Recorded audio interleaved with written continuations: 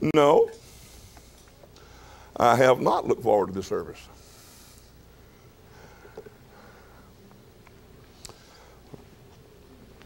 But I'll begin like this. I really do not believe. Did I tell you I'm glad you're here? Did I say I'm glad you're here tonight? Okay. I don't think too many people know the impact that this ministry has made on the church world. This is bigger than these four walls. When you speak it and you say it, God has big plans for you. We're talking big plans. And even when we were traveling as a family throughout the United States in a Greyhound bus, one of the most questions that was asked of us was, what are you going to do when Bobby Joe gets married?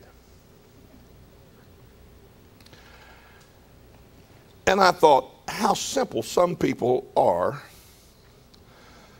that they want me to think about such a deal as that. That's all some people can talk about is what you're going to do when something happens that you don't like. You just wonder, haven't they got anything better to do with their time than be concerned about what Brother Ward and Sister Ward are going to do when Bobby Joe gets married? Because we sing together, travel together, minister together. Most of the time when they asked these questions, it wasn't like they really cared about us, but they acted like we want to be there when your world falls apart. You know, when Bobby Joe decides to leave, I never gave it much thought because I was just too busy with life, putting together the greatest evangelistic team that ever existed on planet Earth. I mean, bless your heart. Nevertheless, one day the obvious arrived. And the bottom line is Bobby married Dennis White. Together they had Duncan and Bailey. And still, the world keeps on turning. However, no matter how well we manage to hide our feelings, being a pastor, you better be good at it or you better not try pastoring. We managed to hide the way we felt about some things. Her getting married was difficult, to say the least. But the day that that U-Haul truck pulled out of that driveway and headed to Chicago,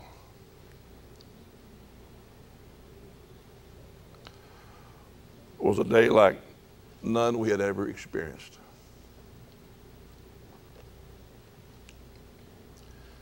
It was like listening to a CD in your automobile. And it's the same CD, but you got it turned down real low. And it's kind of like background music. And it's been playing in there for several months. It's just background music. You're not really hearing it, but you know that it's there. You know, it's going like, what are you going to do when Bobby gets married? What are you going to do when Bobby gets married? What are you going to do when Bobby gets married? Real low volume in the background. But on that day, when Bobby Joe, when we watched as the truck pulled out, it was as though someone reached over and grabbed the volume knob and cranked it wide open. and said, now what you gonna do? You know, as long as you keep it turned down, you don't have to worry about it too much. But if somebody ever gets hold of the volume knob,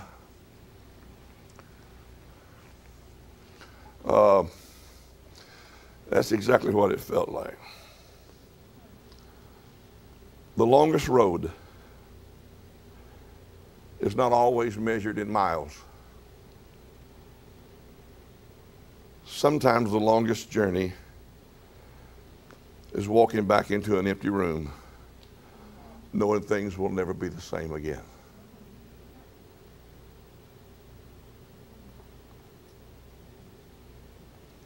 Sometimes we become so earthly connected that the hardest job we have is trying to convince our faith it's a new season, it's a new day. Don't miss that. Trying to convince our faith it's a new season, it's a new day. I think of the words of Jesus when he was talking to his disciples. He says, now it is expedient for you that I go away. The word expedient there means it's to your advantage. It's for your good that I go away. Over 18 years ago, something good happened to Rock City Harvest Church. Bill and Dorothy Brown. Everybody point at them so they'll know what I'm talking about.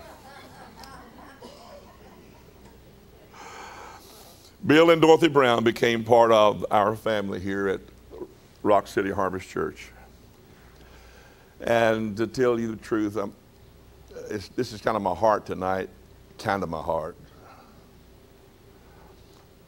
I may still be hiding something from you. When they walked in the doors and they stayed, it was like we had the same heartbeat. A country boy, a country girl, a country church, all in the city. It was just like a marriage that was made in heaven. Oh, we've never been your average run-of-the-mill church, have we?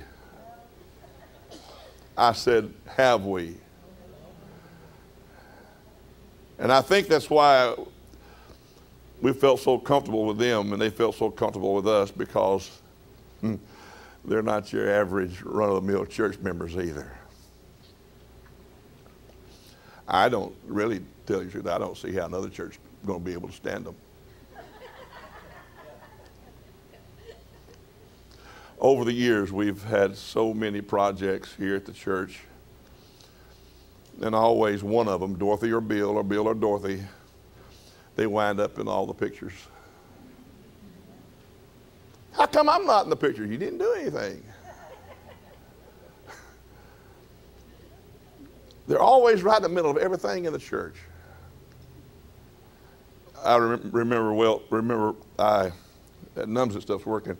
I remember one time Bill and Dorothy came and said, we need to remodel the nursery. It needs some changes. I said, great, go for it. One day they pulled up outside out there, and Bill started carrying in all kind of tools.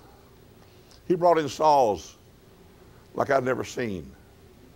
He brought in nail guns that didn't need to be plugged up.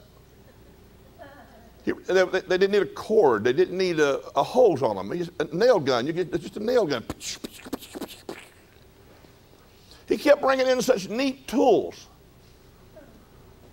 I mean, he brought in so many, it started looking like Home Depot back there.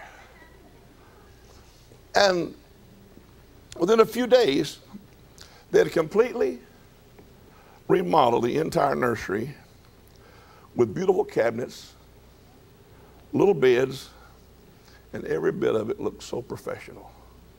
I mean, it looked better than store-bought. And that's how they are. They're hands-on people. I said they're hands-on people. If it's painting the children's church by the Dove Room, or answering the phone for the television ministry on the prayer line, and dealing with every kind of problem there is on planet Earth, or singing in the choir, they get the job done, and they get it done right. I would never have a second thought about turning a project to them, because you know in the end you're going to be proud of what they've done. We needed the red iron painted. You see it up in the ceiling here, this red iron. It's painted black all the way up. And Dorothy, we had men here in the church that were afraid to get that high. Brave men. I'm talking about men with mustaches and beards. They're afraid to get that high. Not Dorothy. I mean, she climbed like a monkey up there. And she just had herself a time painting that black on there. I'd like to have a board meeting right now and tell them they can't leave till they get all the rest of it finished.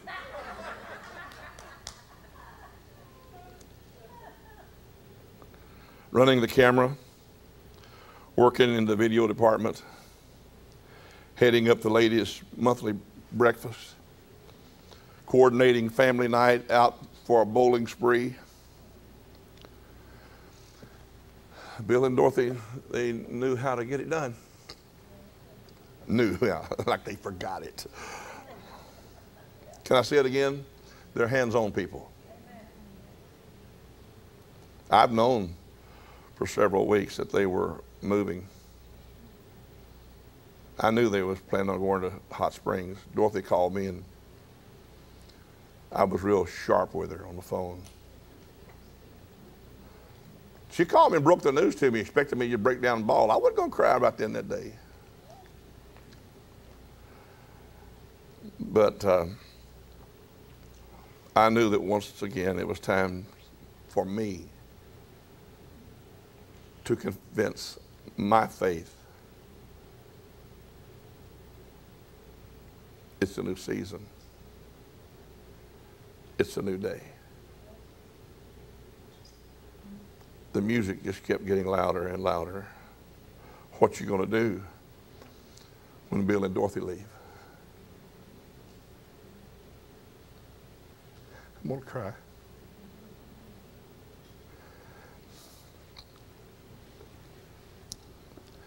But I'm also gonna understand when I look back and Bill's not on that camera. Get up, boys, fight. When Dorothy's seat is emptied, during praise and worship, her arms are not in the air, and she's praising God as only she can do. It's then I know it's time for me to go to work on my faith, and I've got to teach my faith. I don't know if y'all are listening to me or not. I've got to tell my faith it's a new season. It's a new day.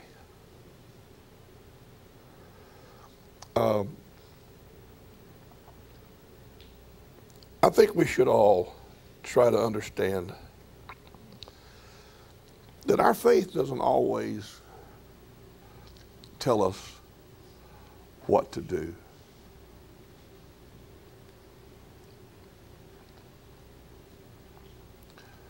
But sometimes, most all times, we have to tell our faith what to believe.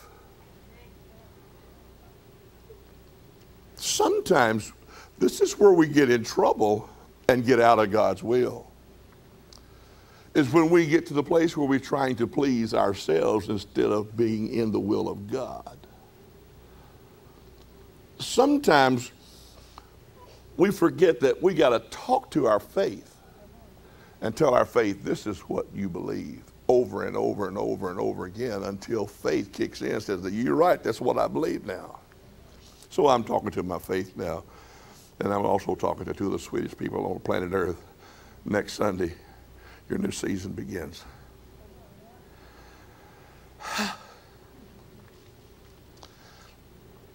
And we will always be a better family because you passed by.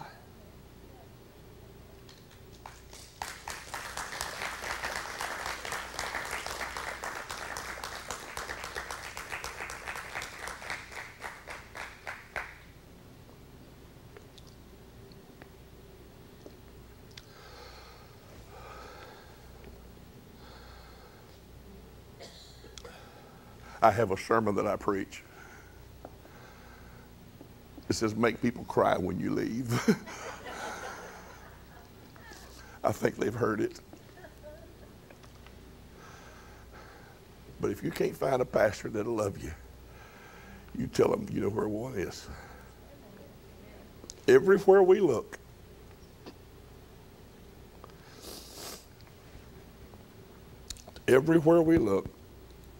we can always see the evidence you were here. Whether it be red velvet covers for the offering table and the communion table. When you're not here, the evidence that you were here will still be here. Every time they go to breakfast, women, Dorothy was here. The list is never ending. Well, okay. Sister Ward has something. Would you two young people come up here just for a moment?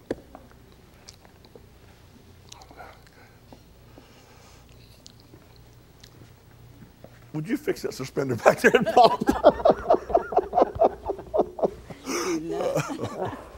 Oh, my. Sister Ward has something. Where are you, darling? I'm good. She has something for you, and it ain't nothing. It's just that we have to be reminded of you when we see all the work you've done. But where you're going, there's nothing there to remind you of us. I gotta hug him first. Hey, I was telling her to fix my suspender, she wouldn't do it. There. What'd you say? Fix your No, I'm okay. Anyway, everywhere you go, you'll think of everybody here at Rock City. That one is. And don't you stick that in a drawer somewhere.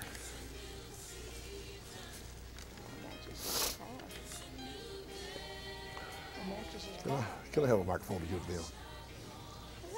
That's just part of it. See, you got to carry it with you. Oh, yeah. You got to take it with you. And when you see it, you'll say, It's just right. it's just right. And this is the both of them. Hey, how about preaching tonight? How many would like to hear the Browns give you a word tonight, huh? Okay, do it for them. They got one more thing to open first. Huh? Put me on the bottom? Okay.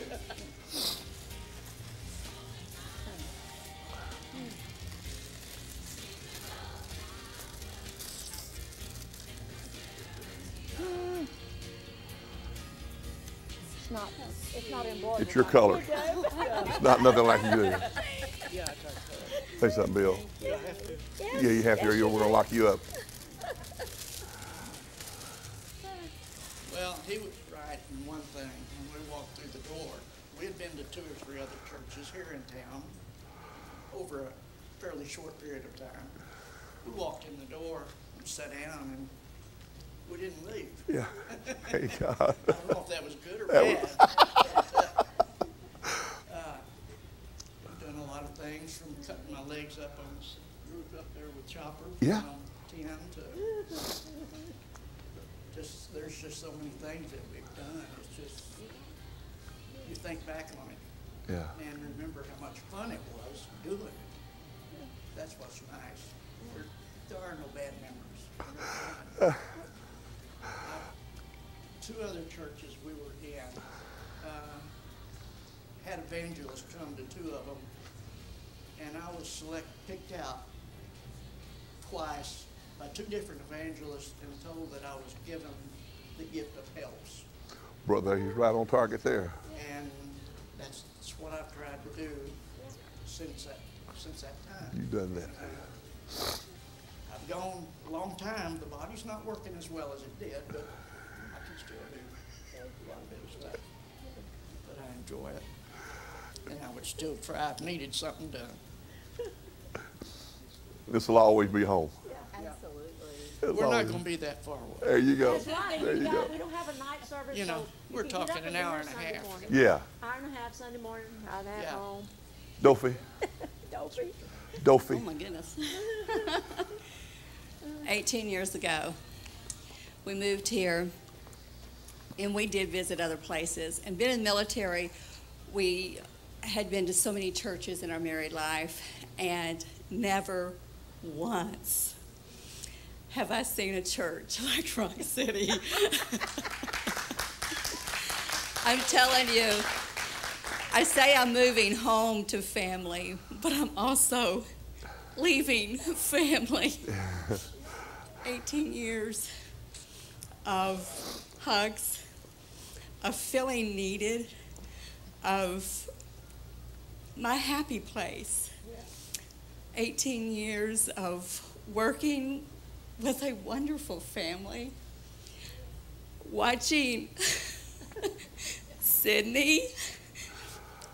Oh my gosh, I was around when Sydney was born. Sydney was my baby. I mean, Kristen's on the stage with Chopper, and Dorothy, will you take Sydney? And Sydney was in my purse. Sydney was in my lap. Sydney was on my back.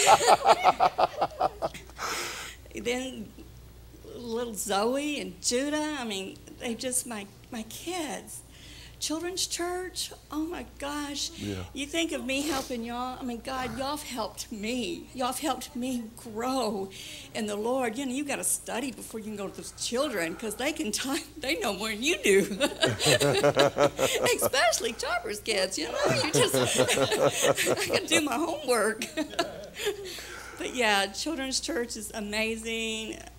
Nursery's been amazing. I mean, you guys have been amazing. It's like, it's just like I'm my family. Yeah, it's hard to leave, but you know what? I'm coming back. I'm not going to be a lost child. So y'all just, it's easy. It's easy to work here. It's easy to be home, and there's no place like home. And once you volunteer to do something, it's going to come back to you.